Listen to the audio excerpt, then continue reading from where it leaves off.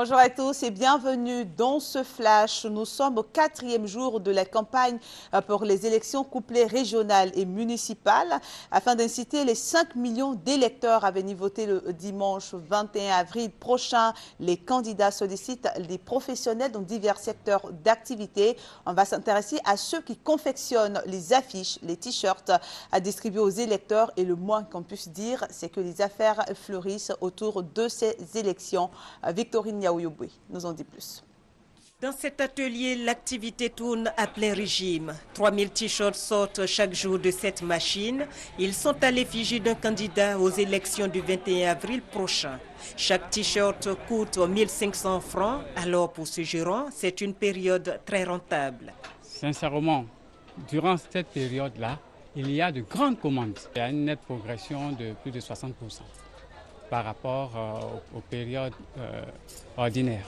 Les fabricants de t-shirts ne sont pas les seuls à bénéficier de la campagne électorale. Il y a aussi les loueurs de bâches, de chaises et d'appareils de sonorisation pour les meetings, sans oublier bien sûr les imprimeurs d'affiches. Mais ces supports de communication profitent-ils à ceux qui les commandent, à savoir les candidats? Vous pouvez avoir tous les moyens qu'il faut pour une campagne, mais tant que votre communication de proximité ne réussit pas, vous n'allez pas être élu. Une communication de proximité, une communication qui valorise, n'est-ce pas, votre personnalité en tant que produit, c'est cette communication-là qui va porter plus qu'une communication qui se fait sur la base de moyens financiers.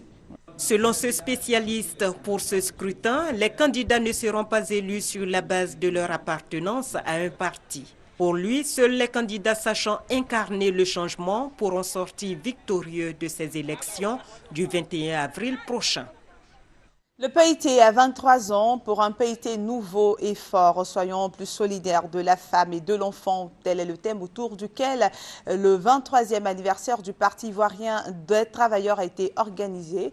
Né le 8 avril 1990 à la faveur du multipartisme et fondé sur des valeurs fondamentales comme la justice, la démocratie, la moralisation, encore la solidarité, le PIT a placé la célébration de ce 23e anniversaire sous le sceau de la solidarité à travers des dons dans les maternités de plusieurs communes du district d'Abidjan, notamment Abobo, Yopougon et Port-Boué, comme vous le voyez à l'image ou comme vous l'avez vu. Depuis hier lundi, les établissements primaires et secondaires connaissent des perturbations suite au mot d'ordre de grève lancé par l'intersyndicale du secteur éducation-formation. Des enseignants ont été arrêtés hier à premier jour de grève à Yopougon et à Cocody. Ils sont accusés de faire ombrage au déroulement des cours. Les revendications des enseignants se résument en 4 points, notamment le paiement total des 25% restants du reclassement et de la bonification indiciaire avant les 10 examens de fin d'année, le paiement des arriérés à partir de la rentrée scolaire 2013-2014, le reversement des précomptes déjà effectués et la levée de la suspension des précomptes au profit des syndicats, le reversement immédiat et sans condition des retenues effectuées dont l'arbitraire sur les salaires. On va maintenant à l'étranger pour dire que l'armée française a commencé à se retirer du Mali avec le départ d'une centaine d'hommes sur 4000 déployés. Annoncé ce mardi l'état-major des armées à Paris. Les militaires désengagés sont arrivés lundi à Chypre où ils passent 3 jours dans un hôtel où séjournent habituellement les militaires français de retour d'opération avant de regagner la France. Sur le terrain, vous le voyez, l'armée française poursuit une vaste opération impliquant 1 millier de soldats pour traquer les islamistes dans une vallée au nord de la ville de Gao. Et puis c'est aujourd'hui qu'Ohuru Kenyatta deviendra officiellement le président du Kenya. 25 chefs d'État et de gouvernement sont attendus à la cérémonie d'investiture prévue ce matin. Uhuru Kenyatta, vous le savez, est aussi inculpé par la Cour pénale internationale pour son rôle présumé dans les violences politico-ethniques qui avaient suivi le résultat contesté de la précédente élection présidentielle il y a 5 ans. Le décès de la dame de fer Margaret Thatcher suscite des commentaires féroces reflétant sa personnalité hautement controversée. Du côté des syndicats de mineurs ennemis jurés de Margaret Thatcher qui avait écrasé la grande grève de 1984-1985, l'heure était carrément aux réjouissances.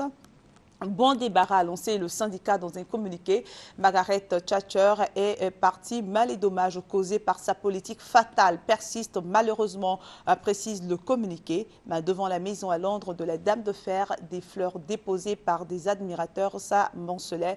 Et vous avez fait de la Grande-Bretagne ce qu'elle est devenue, était-il écrit sur une carte et sur les réseaux sociaux. La mort de Margaret Thatcher déclenchait aussi des réactions contrastées. Fin de ce flash. Merci de l'avoir suivi et j'espère vous retrouver à 13h.